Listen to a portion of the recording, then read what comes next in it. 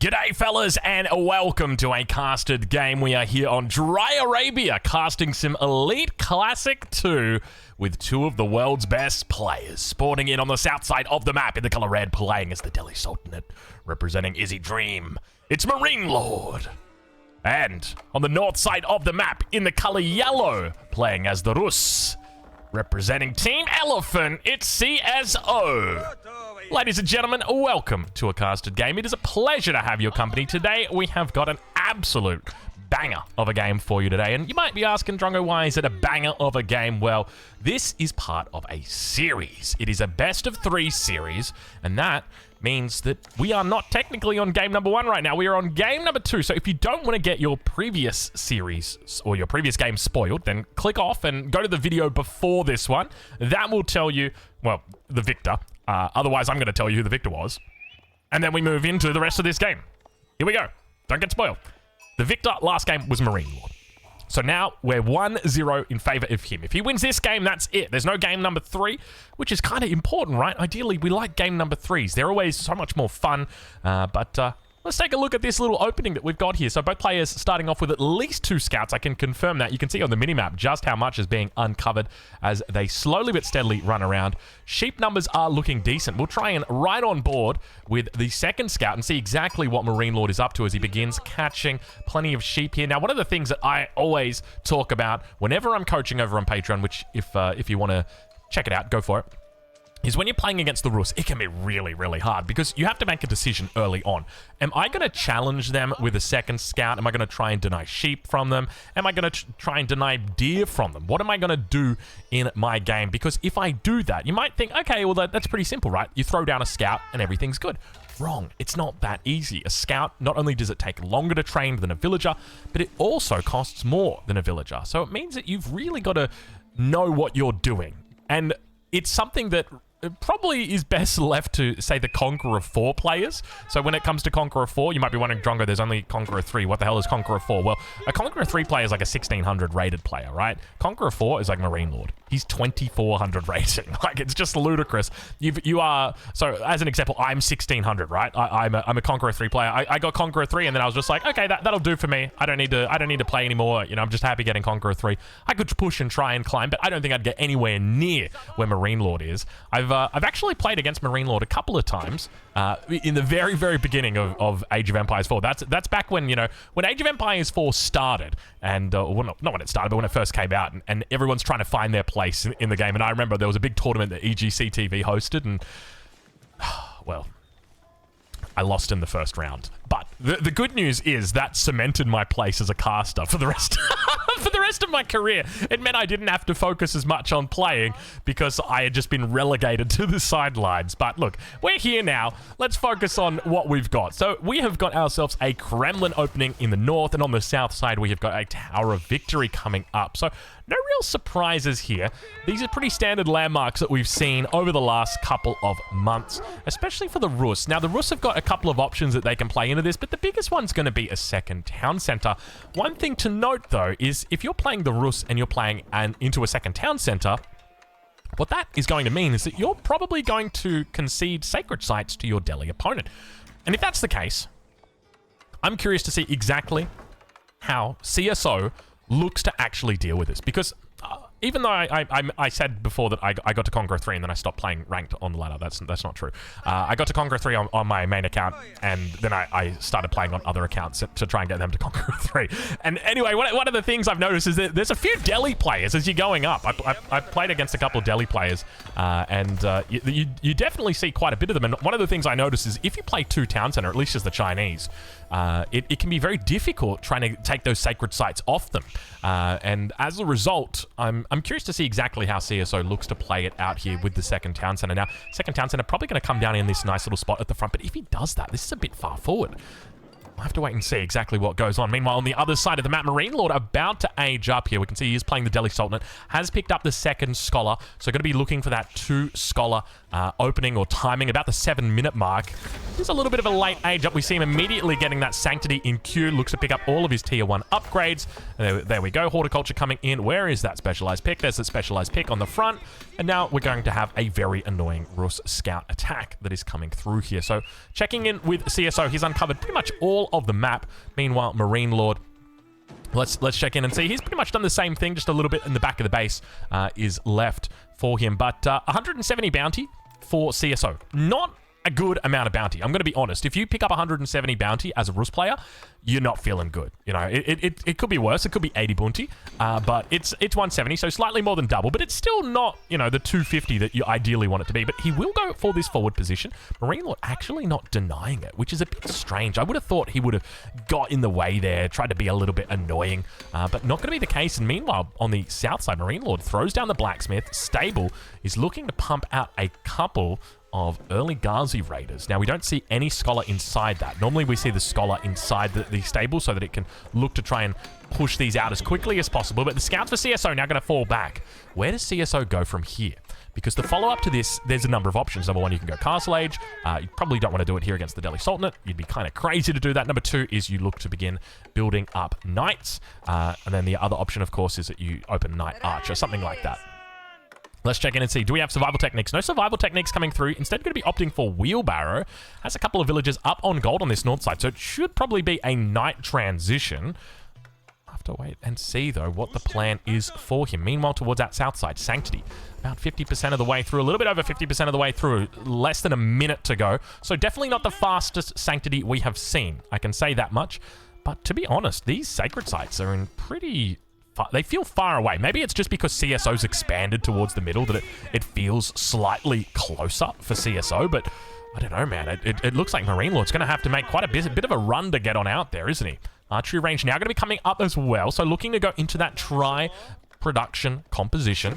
So GUA definitely would be happy. Of course, for anyone unfamiliar with GUA, Give You Anxiety was the guy who made that popular in the very beginning when Age of Empires 4 came out. He basically opened every single game the same way. No matter the civilization, he would always go into triple unit composition, and it did very well for him. And I think he started out about top 5 on the ladder, just doing that triple unit composition. But CSO now, plenty of resources in the bank. He's going to be looking to add in that stable sacred site. It's going to be taken shortly. The scholars have left the building. 14 seconds to go as they make their way out onto the map. Now, keep in mind, one of the things CSO will be looking to do is try and hold these sacred sites, preventing them from being taken by the scholars. We're right on board with him as he looks to come out and spot exactly where they are going to go.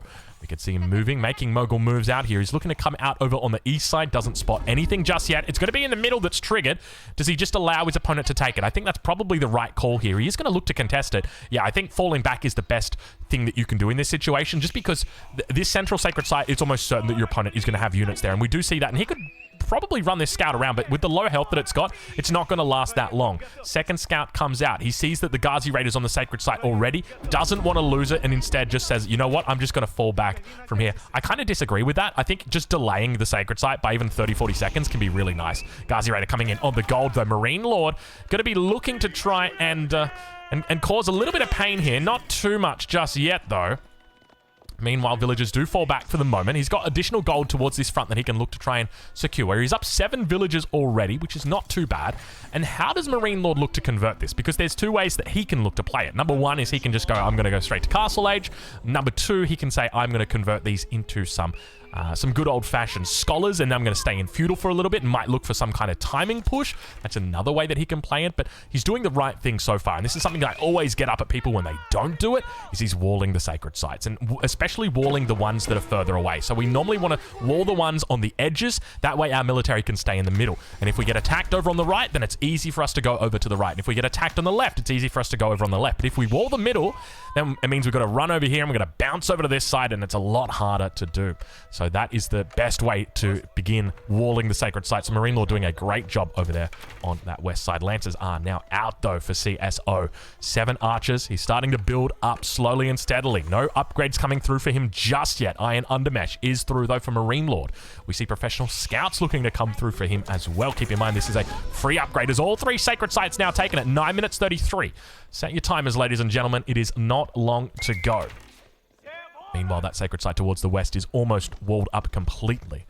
Might be a good idea to think about walling up this east side. Marine Lord's got plenty of villagers on wood, so definitely intent on staying in this feudal age, at least for the moment. That's going to be a giveaway as to what his plans are. It's going to be looking to add in more archery ranges. As we can see, there's the next archery range that is coming down. That is a big giveaway, because normally you want to pull about 5 villagers off, maybe 10 villagers off at this point, if you're thinking of going to castle. There's plenty of berries to be had on the backside. So that's always going to be an option for you. But now Ghazi Raiders need to be careful. The Lancer numbers is starting to build. He's up to 3. Going to be 4 shortly. No walls coming up just in the middle. Walls finally finished over on that west side. And speaking of walls, up towards the top, looks like we've got ourselves some roost walls now beginning to come up.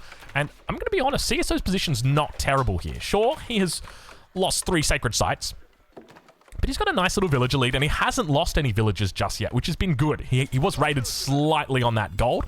Not a whole lot of pressure put on there, but he's managed to convert this pretty well. And to be honest, he's got a good spawn, right? Like, you've got double deer. I mean, one of the deers was forward, but it's the close one. Second one is back, which is always really nice. He's going to be able to fall back on that.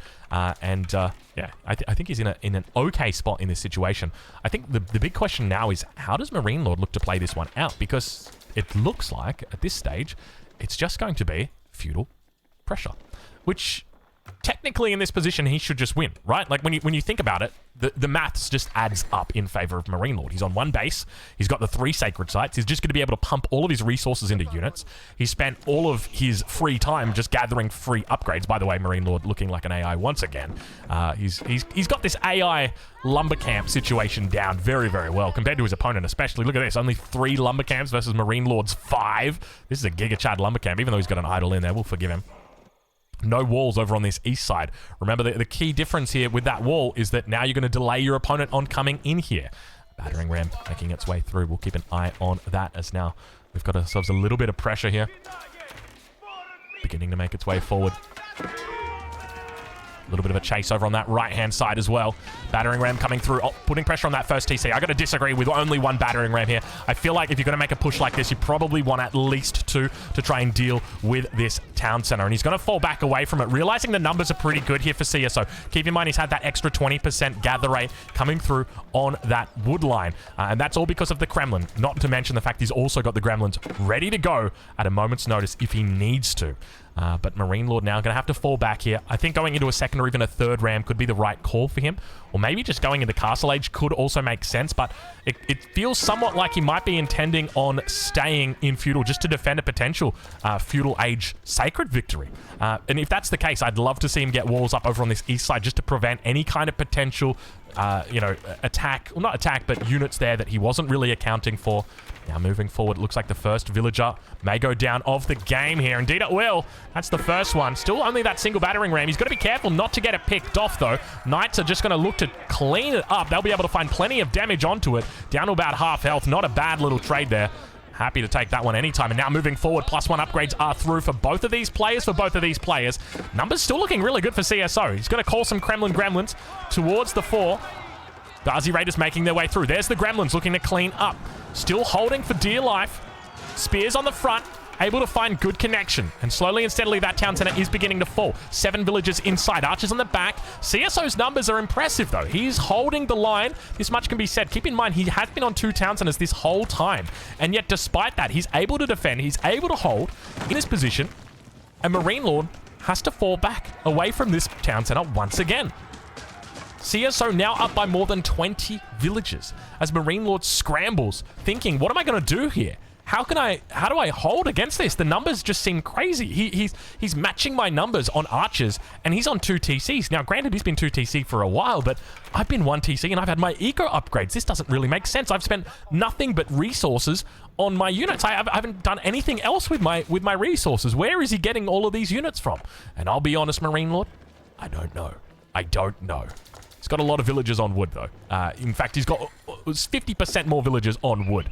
And now CSO's in a pretty good position. We'll say that much as he looks to come towards the center of the map, putting pressure onto Marine Lord and onto this sacred site. Remember, if he can take this sacred site, he's going to be in a really good spot. A couple more units over towards that west side. A scout coming through once again. Palisade wall is on fire. Ideally, what Marine Lord wants to do is just put a gate on this palisade wall to stop it from burning, because you can't repair with your units, but what you can do is you can just simply throw that gate down. But it looks like now we've got ourselves a little bit of a build-up beginning to happen here. The armies on the defense, and CSO making the 100% right call. The really important thing here for CSO is not to age up. You might think, okay, I want to age up, and you know, I've had a really good fight. I want two TCs. I've had a great early game. No, that is a massive trap. The best thing you can do right now is just make units. Make lots and lots and lots of units. And that's exactly what he's doing, continuing to add more units in and now making his way towards the center. Both players looking to get a decent concave off. Marine Lord, 55 archers versus 54. Ghazi Raiders to the front.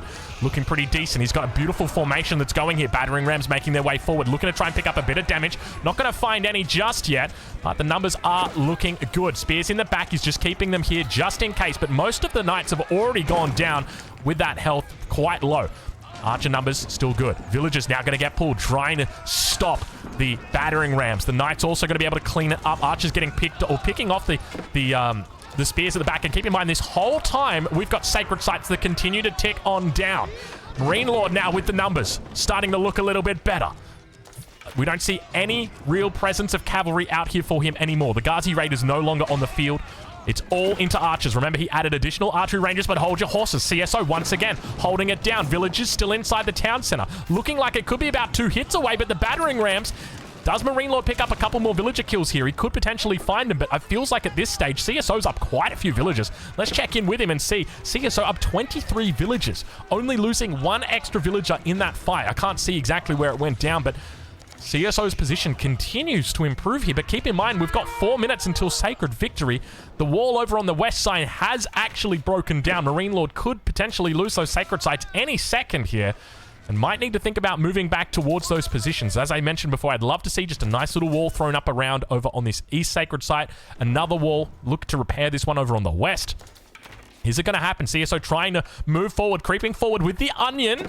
Villagers going to get picked off, though. No textiles through for them just yet. And CSO, still on 170 bounty, somehow finds a way into this game off 2 TCs. I'm going to be honest. I'm very impressed with how this is playing out for him. But at the same time, Marine Lord, you've got to head back to the drawing board and ask the question, you know, was going Castle Age the right call? Was it the wrong call? Should have he gone Castle Age here? Well, there's only one way to know, and that's if Marine Lord's able to win here. But keep in mind, over on that west side, the sacred site is being neutralized. And if this sacred site is neutralized, Marine Lord is going to be in a bit of a difficult spot with no win condition at this stage of the game, meaning that that sacred site has been lost and his opponent on 2 TC. So what does that mean? Where does Marine Lord go from there? Well, Marine Lord could go Castle Age and look to get out knights of his own, but even when he does that, he's going to have to deal with gremlins. So that's something to consider. On top of that, he can look to move into potential village fortresses, but that's going to take time to come online, and he's only got 4 scholars, so it's not going to be particularly quick. But now moving forward, he does sense there could be blood in the water here. Realizes that the numbers of archers has begun to fall a little bit here. Spearman does get picked off inside that stealth forest, and the archer walls are slowly but steadily coming to a crawl here as more and more units do get rallied in together. They can't just all be going 100% archers all the time. Sacred Site has been well and truly neutralized. Marine Lord now, he is down on score. Take a look at this, and not to mention just score, but look at the amount of production that is back here. Not production, but the amount of farms that we've got. There is a lot of infrastructure back here for CSO, so not only is his economy in a really good position, but his infrastructure is looking incredible at this stage of the game. This is a really nice spot for him. He's going to add in even more workers over towards this east side. There's just plenty of villagers here. And where's the production? How much production are we talking? Because it doesn't really feel like there's a lot of it here. 5 archery ranges, 6 archery ranges. That's a decent amount. I'll give it to him. 6 archery ranges is plenty. Archer numbers continuing to build here.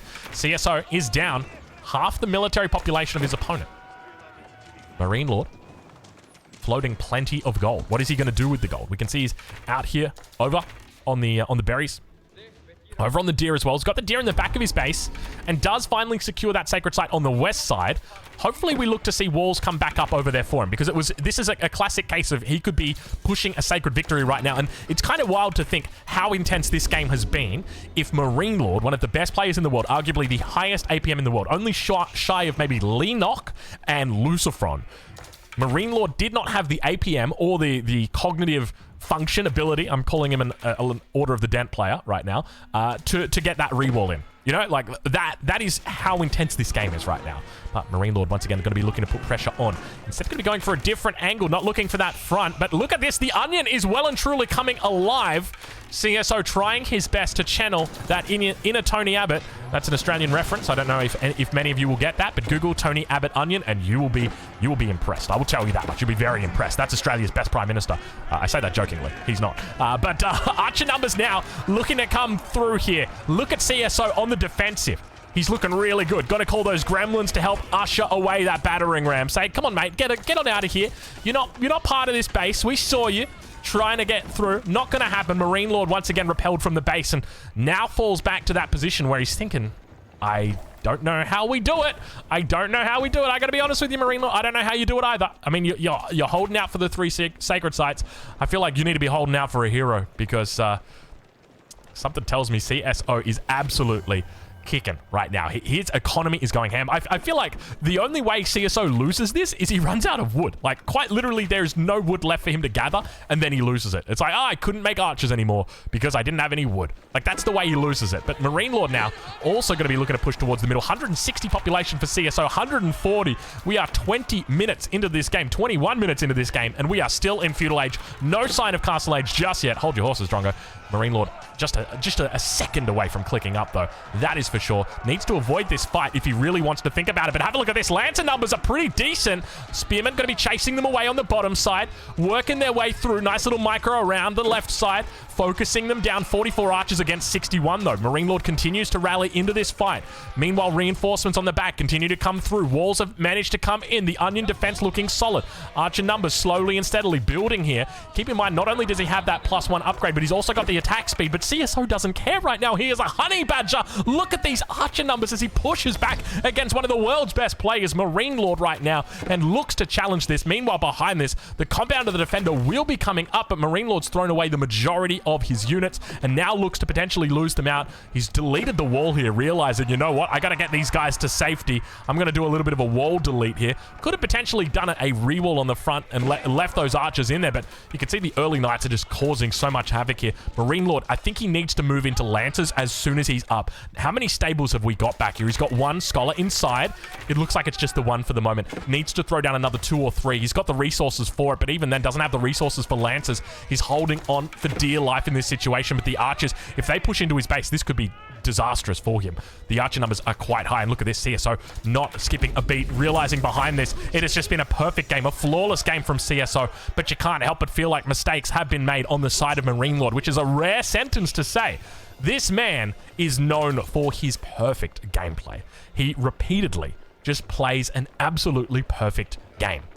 And yet today, somehow, some way, he has made mistakes, and CSO is looking to punish him inside the base, beginning to push through. Lancers coming out.